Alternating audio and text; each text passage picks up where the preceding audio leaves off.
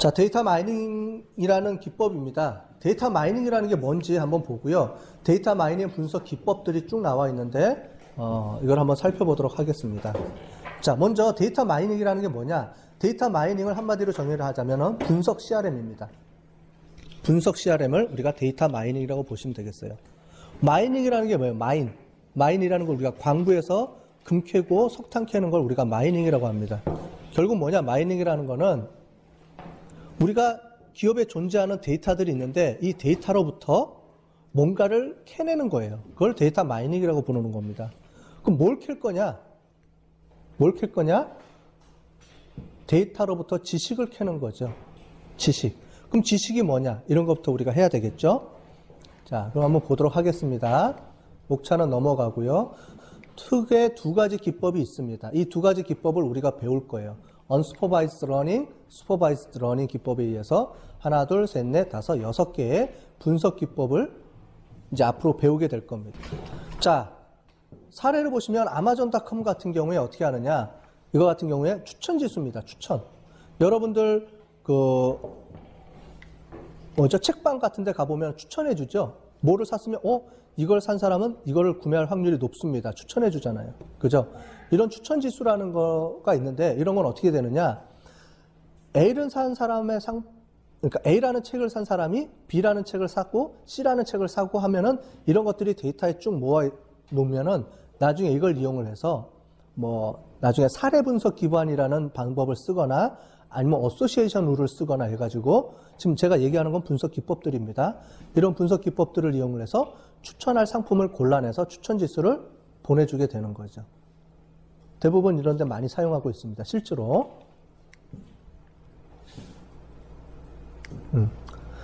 자, 그 다음에 문서 자동 분류 시스템 같은 경우도 이렇게 나와 있고요.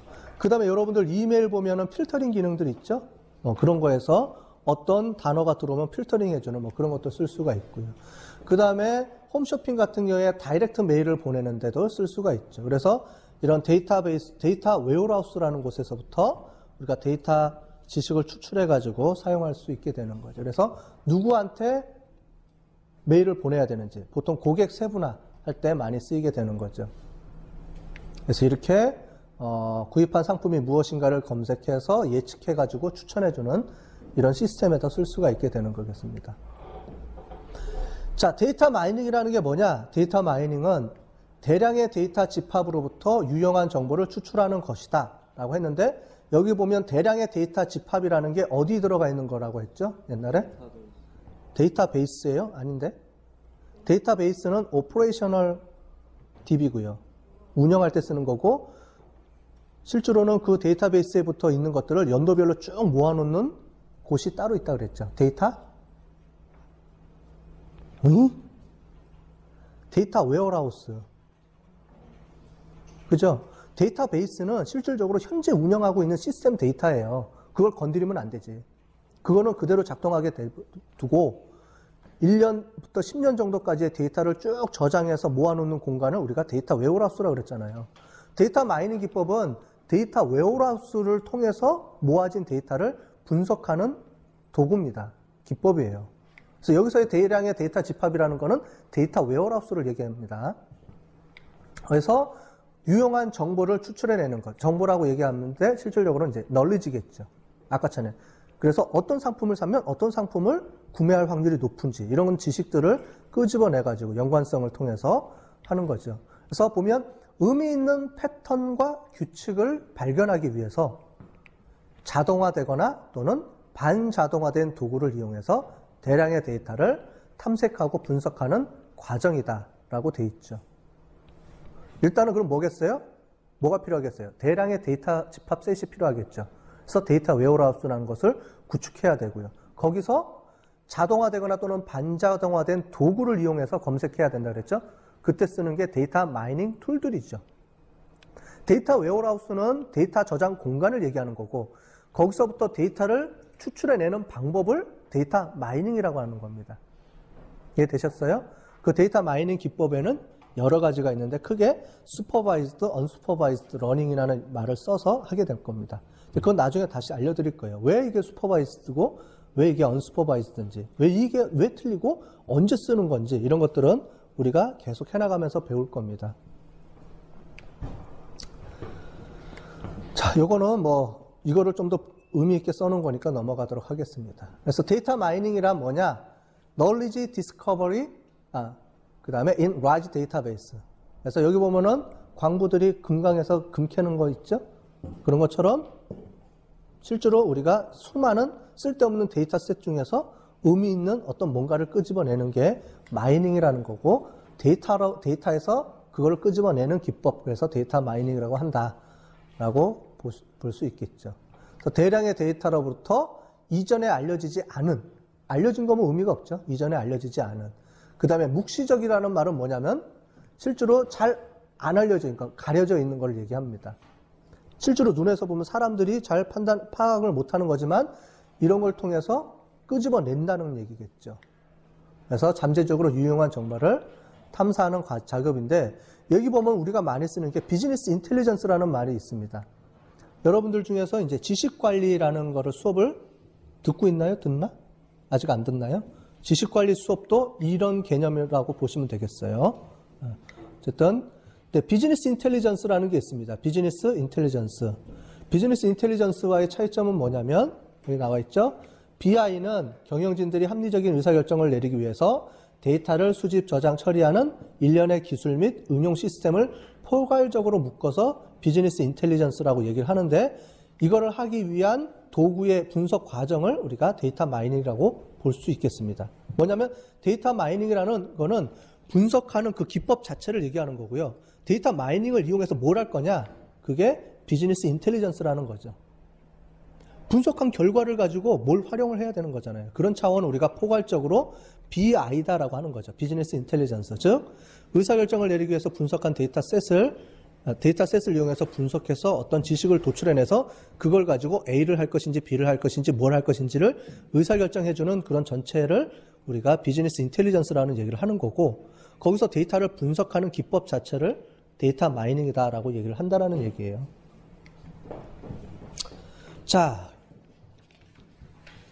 이제 데이터베이스가 있는데 데이터 웨어하우스로 넘어오고 이런 얘기를 하면서 실제로 데이터 마이닝이 이렇게 급격하게 이제 CRM 기법에서 많이 활용이 되는 이유는 이제 여러 가지 기술적으로 데이터가 이런 하드웨어, 먼저 하드웨어를 볼게요. 하드웨어를 보면은 실제로 대용량의 데이터를 저장할 수 있는, 값싸게 저장할 수 있는 하드웨어나 소프트웨어들이 존재한다는 거죠. 이제 컴퓨터 기술이 발전하면서, 그럼으로 인해서 대용량의 데이터들을 이제 축적해서 많이 쌓아놓을 수가 있다는 거죠. 그래서 데이터 웨어하우스라는 곳에 10년치, 20년치의 대용량의 데이터베이스를 이제 놓기 때문에, 이제 저장이 가능하기 때문에 거기로부터 의미 있는 데이터, 지식을 추천해낼 수 있다는 거죠. 그 다음에 소프트웨어들도 옛날에는 이제 계산기 두들겨서 계산했던 것들을 지금은 버튼 하나만 누르면 자동으로 착착착착 계산이 될 수 있도록 만들어지는 그런 소프트웨어 툴들이 있는 거고, 우리는 그 중에 클레멘타인이라는 툴을 한번 써볼 겁니다.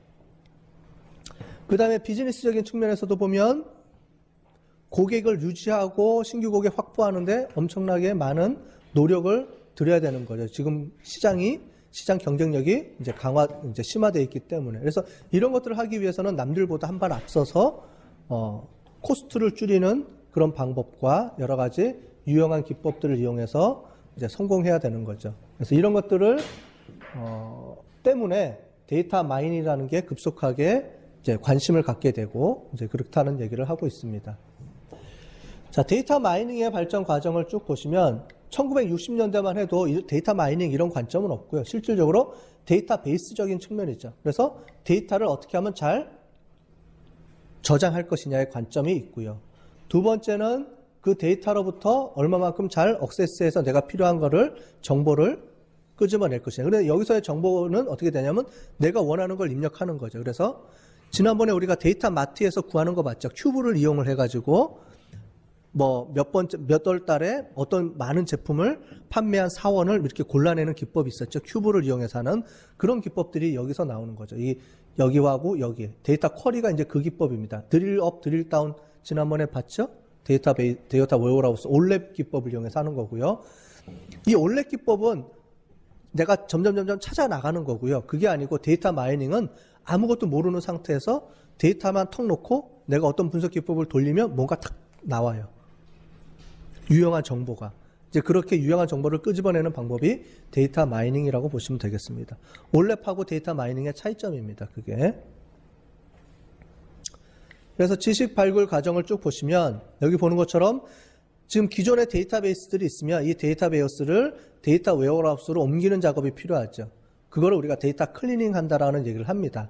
그래서 데이터 인티그레이션을 해주게 되고요. 여기서 데이터 웨어하우스로부터 데이터 마트를 만들어내는 거죠. 데이터 마트는 뭐라 그랬어요? 데이터 마트는? 실시간으로 쓰이는 거. 실시간으로 쓰이는 거는 아니고 어떤 주제 지향적으로 만들어 놓은 소규모의 데이터 웨어하우스를 우리가 데이터 마트라 그랬죠. 여기 나오잖아요. 태스크 릴레번트 데이터라 그랬죠. 데이터 웨어하우스는 전체 10년간의 데이터를 다 모아놓은 거고 그 중에서 야 우리는 영업부서에서는 요러요러한 데이터만 필요해. 그것만 따로 뽑아줘. 라고 했을 때 데이터 마트를 이렇게 구성하게 되는 거죠. 다양하게. 영업부서의 무슨 마트 또는 무슨 마트 해가지고 필요에 따라서 영업 또는 구매, 뭐 광고, 뭐 다양하게 내가 필요한 데이터 마트를 이렇게 만들어서 쓸 수가 있습니다. 그때 필요한 게 데이터 마트고요. 데이터 웨어하우스로부터 바로 끄집어낼 수도 있지만 실제로 데이터 마트를 통해서 이제 끄집어낼 수가 있겠죠. 그럴 때 데이터 마이닝 기법을 이용해서 어떤 패턴을 우리가 찾아내고 분석하게 되는 거죠. 그러면 패턴을 찾아내면 끝나는 게 아니고 패턴을 찾아내면 수많은 패턴들이 보여요. 그런데 이제 중요한 거는 그 중에서 내가 뭘 비즈니스 룰로 할 것인지를 골라내는 거죠. 그게 지식이죠. 얘는 통계적으로 숫자적으로 의미 있는 관계가 되는 것들을 쭉 뽑아냅니다. 쭉 뽑아내면 그거를 가지고 의미 있게 붙여야 되는 거죠. 왜 그럴까? 이런 이유 때문에 합리적인 의사결정을 할 수 있도록 지식 체계화 시켜야 되는 거죠. 데이터 마이닝을 돌리면 수많은 지식들이 도출됩니다. 뭐냐면 얘는 의미 있고 없고를 계산을 못하기 때문에 수치적으로 의미 있다고 생각되는 모든 룰들을 다 찾아줘요. 그러면 이제 그걸 가지고 마케팅이라든가 영업을 하는 사람들이 그걸 보고 이게 맞는지 틀리는지를 우리가 고민을 해야 되는 거죠. 한 예로 기저귀하고 맥주의 관계를 지난번에 한번 예제로 설명을 드렸죠. 기저귀하고 맥주는 관계가 있다는 걸 아무도 몰랐죠. 누구도. 왜냐하면 그거는 묵시적인 지식인 거죠. 숨겨져 있어서 안 보인다는 거죠. 그런데 어소시에이션 룰을 돌려봤더니 데이터 마이닝 기법을 돌려봤더니 나오더라 이거예요. 그게 딱. 그러면 이거를 버릴 건지 아니면 이거를 이용해서 뭔가를 할 것인지를 결정해야 되는 거죠. 그러면 이제 마케팅 부서에서 전략회의가 모이는 거죠. 자, 이런 룰들이 쭉 분석돼서 나왔는데 이 룰 중에 실제로 의미가 있는 룰이 뭘까? 그리고 이게 나왔는데 왜 그렇지? 진짜 의미가 있어? 아니면 의미가 없는 걸까? 이제 분석을 하게 되는 거죠. 그렇게 해서 분석을 해봤더니 기저귀를 살 때 맥주를 사간다. 기저귀를 사고 맥주를 사는 게 아니고 맥주를 사면서 기저귀를 사는 거죠. 미국 같은 경우는. 그래서 남자들이 금요일날 저녁에 이제 미식축구나 이런 걸 모여서 보기 위해서 맥주를 사갖고 가면서 이제 부인들이 간 김에 기저귀 좀 사갖고 와. 이런다는 거죠. 그런 문화적인 행태를 발견해냈다는 거죠. 아, 그런 이유 때문에 그렇구나 라고 판단을 하고 그 다음에 어떻게 돼요? 기저귀 옆에 맥주를 갖다 놓죠. 아, 맥주 옆에 기저귀를 갖다, 뭐 똑같은 얘기지 참. 갖다 놓죠? 여러분들 이마트나 홈플러스 가보세요. 기저귀 파는 데 가면 그 앞에 맥주가 있어요. 맥주 파는 데 가면 기저귀가 꼭 있어요. 기저귀 분유. 즉 맥주 하는 거하고 애기 용품이 같이 있어. 바로 건너편에 있어요. 가보면은, 그죠? 뭐 그걸 볼 때마다 생각하세요. 아, 이거 CRM 시간에 얘기했던 건데. 뭐예요? 예를 들자면 이런 기법이 어소시에이션 룰, 연관 분석이라는 겁니다. A와 B를 항상 같이 사더라 라는 거를 밝혀내는 분석 기법이 어소시에이션 룰 또는 바스켓 어널리시스라고 합니다. 뭐예요? 시장 바구니에 항상 뭐가 같이 들어있어. 그런 의미에서 장바구니 분석이라는 말도 쓰고요. 어소시에이션 룰이라는 말도 쓰고요. 그렇습니다. 이제 그런 분석을 통해서 지식을 끄집어내서 그거를 이제 패턴을 끄집어내서 그걸 지식화하게 되는 거죠. 그래서 데이터 마이닝의 필요성을 쭉 보시면은 나오는 여러 가지 장점들이 나옵니다. 뭐냐면 과거의 데이터 마이닝 기법과 그러면 통계 기법의 차이점이 뭐냐? 여러분들 다 통계학을 배웠잖아요. 그죠? 대부분은 통계에서 보면 어떻게 돼요? 확률이라는 분포를 이용을 해서 확률값을 이용해서 가설 검증을 하겠죠. A라와 B라는 귀무가설과 영구가설을 세워놓고 귀무가설이 맞을 확률을 구해서 그걸 기각시키느냐 채택하느냐에 따라서 귀무가설이 맞다, 영구가설이 맞다. 이렇게 하는 게 우리가 전통적인 통계 기법입니다. 그래서 어떤 이론을 세우고 가설을 세우고 그 가설을 분석하는 거예요. 즉 뭐냐면 나름대로 어떤 지식을 갖고 있다는 얘기예요. 그래서 나는 이런 걸 한번 해보고 싶어. A가 맞나 B가 그러니까 A하고 B가 차이가 나 안 나? A, B, C 중에 연관성이 있는 거는 뭘까? 그러면은 우리가 회귀 분석할 때는 관계되어 있는 변수는 A, B, C, D야 라고 내가 이미 지정을 해주게 됩니다. 그럴 때는 통계적 기법을 할 때는. 그래서 전통적인 통계는 뭔가를 알고서 내가 접근할 때는 기존의 통계적 분석 방법을 쓸 수 있지만 그렇지 않고 어떤 가정이 필요 없이 즉 보면 어떻게 돼요? 데이터에 대한 가정이 필요 없는 거죠. 아무것도 모르는 상태에서 데이터만 놓고 내가 뭐가 어떤 변수가 유용한지 이런 걸 내가 상관없이 한번 돌려보고 뭔가를 끄집어내보겠다 할 때 필요한 게 데이터 마이닝이라는 기법입니다. 자, 그래서 실제로 해보면 통계 분석 기법보다 데이터 마이닝 기법을 돌리는 게 더 정확하게 결과치를 더 정확하게 예측할 수 있다는 게 있어요. 그러면 데이터 마이닝 기법만 쓰고 통계적 기법을 쓰지 말지 라고 하지만 쓰는 방법이나 요건에 따라서 다양하게 쓰는 겁니다. 즉 통계 기법은 통계 기법을 쓸 그런 상황에 맞췄을 때 통계 기법을 쓰는 거고요. 그렇지 않을 때는 데이터 마이닝 기법을 쓰는 거죠.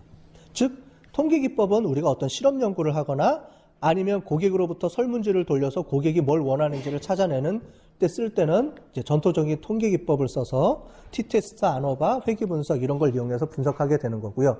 데이터 마이닝 기법은 실제로 그런 분석 기법을 쓸 수가 없을 때, 즉 기업의 데이터 웨어하우스에 수많은 정보들이 막 들어가 있는데 수십만 건, 수백만 건 이런 데이터들이 들어가 있는데 이걸 통해서 뭔가를 가정해내서 끄집어낼 수 있는 게 아니고 내가 아무것도 모르는 상태에서 뭔가를 한번 끄집어내보겠다 할 때는 데이터 마이닝 기법이 이용이 돼야 되죠.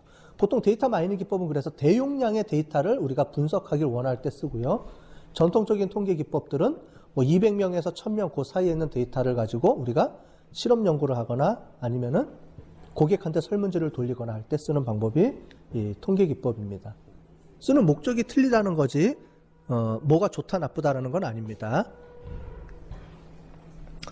그래서 실제로 데이터 마이닝을 보시면 이런 여러 가지 정보들이 데이터 웨어하우스에 저장이 되고 실제로 이 대장 데이터에서 데이터 마이닝 기법을 이용해서 어떤 지식과 패턴이 도출이 되고 나면 이거를 CRM 쪽에다 응용할 수도 있고요. SCM 또는 퀄리티 매니지먼트, 뭐 로지스틱, 물류 이런 쪽으로 쭉 이용할 수가 있는 거죠. 다양한 방법으로 우리가 이용할 수가 있습니다. 자, 데이터 마이닝의 산업별 응용을 어떻게 하는지 한번 보겠습니다. 먼저 이제 마케팅, 소매하고 마케팅 쪽으로 보시면 구매자의 어떤 성향을 파악할 수가 있고요. 구매 패턴, 그 다음에 구매자들 패턴들과의 어떤 인과관계 이런 것들을 보시면 되겠죠. 그래서 셀프 플래닝이라는 건 뭐냐면은 진열대 배치하는 거. 아까 전에 얘기했던 것처럼 월마트 같은 경우에 맥주하고 기저귀를 같이 놓는다는 거랑 아니면 가장 많이 관계되어 있는 물건들끼리 놓거나 하는 그런 플래닝을 할 수도 있고요. 그 다음에 인벤토리 플래닝, 즉 재고 관리 이런 데도 쓸 수가 있죠. 예측을 하게 될 수 있고요. 그 다음에 뱅킹 같은 경우에는 위조 신용카드 사용 패턴을 추적할 수가 있습니다. 뭐냐면 여러분들은 뭐 아직 신용카드가 없지만 신용카드를 쓸 때 한 가게집에서 똑같은 금액을 여러 번 긁게 되면 전화가 옵니다. 얘는 뭐가 문제가 있다고 보는 거예요. 그래서 전화를 와요. 실제로. 그래서 당신 지금 신용카드 쓰고 있는 거 맞습니까? 라고 전화가 옵니다. 그랬을 경우에 이제 이렇게 판단하는 거죠. 그래서 신용카드 패턴을 이제 봐가지고 어떤 패턴이 나올 때 이 사람이 그러니까 사기가 있을 확률이 높다 낮다 이런 거를 분석해서 이벤트하고 연결해가지고 탁탁 뜨게 되는 거죠. 카드 회사 같은 경우에. 그때 쓰는 것도 있고요. 그 다음에 로얄 고객을 정의하는 경우도 있고, 그 다음에 예측, 그 다음에 뱅크럽시 판단하는 방법. 어떤 회사가 돈을 빌리러 왔는데 이 회사한테 돈을 줘야 되는지 말아야 되는지, 빌려줘야 되는지 말아야 되는지, 이런 것들을 예측할 때 쓰는 거죠. 그랬을 때 어떤 특징을 갖고 있으면 파산될 확률이 높다, 낮다, 이런 것들을 확률적으로 예측을 해서 고객의 이 기업한테는 얼마만큼 빌려줄 수 있겠다, 아니면 빌려주지 말아야 되겠다, 이런 걸 우리가 예측할 수가 있죠. 그 다음에 보험 같은 경우도 이제 클레임 어널리시스도 할 수가 있고요. 그 다음에 리스크, 그 다음에 위조 행위, 이런 것들도 예측할 수가 있겠습니다. 그 다음에 이제 의료 쪽에서도 마찬가지로 의료 쪽에서도 판단할 수가 있고요. 그 다음에 약을 주는 경우도 있습니다. 그러니까 뭐 전문가 활용 시스템이 이제 여기서 나온 건데요. 이제 나중에 이런 걸 할 때 제가 다시 또 설명을 드릴게요. 각각에 대해서. 그 다음에 뭐 여러 가지 방법들이 있다라고 볼 수가 있겠습니다. 그 다음에 이런 데이터 마이닝 기법들과 CRM을 연동돼서 쓰겠죠. 즉, CRM을 하기 위해서는 데이터 마이닝이 필수라는 얘기입니다. 데이터 마이닝에 의해서 어떤 고객의 패턴이 안 나오면 실제로 CRM 하는데 문제가 있죠. 그죠? 예측하고 판단할 수가 없으니까. 그래서 다양한 CRM 활동들로 하는데 이제 연결이 돼서 쓰는 건데, 그래서 우량 고객 유지할 때, 이탈 고객 분석할 때, 잠재 고객 발굴할 때, 이런 거 할 때, 이런 CRM 활동들을 할 때 데이터 마이닝 기법을 이용해서 데이터를 분석해서 어떤 특징들, 패턴을 찾아내서 그 패턴에 맞게끔 전략을 취할 수 있게 되는 거죠.